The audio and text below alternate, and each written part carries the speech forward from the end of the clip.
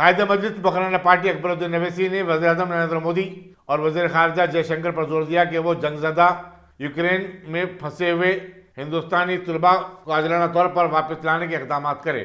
Darussalam में एक जलसे से खिताब करते हुए उन्होंने कहा कि हिंदुस्तानी तलबा की वापसी हुकूमत की जिम्मेदारी है। उनके वालिदैन और रिश्तेदार परेशान हैं और हुकूमत की तरफ से आजलाना इक़दाम करने की ज़रूरत है। हिंदुस्तानी फ़िज़ाइया को भी उन्होंने कहा कि 5 दिन के बाद सरगर्म होने की हिदायत दी गई है।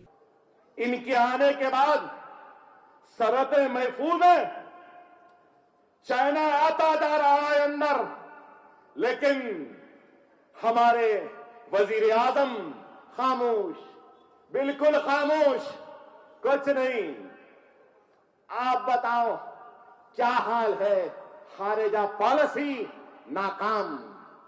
यूक्रेन में हमारे बच्चे फंसे। मुतालबा करता हूं मैं हुकूमत हिंद से कि हमारे मासूम बच्चों को वापस लेकर आओ। जो भी जरूरी काम करना है करो। उनके मां बाप तड़प रहे हैं, वो बर्फ में, सर्दी में वो तड़प रहे हैं, भूखे हैं, प्यासे हैं। ऐ मोदी साहब, उनको वापस लाओ। सरहदें आज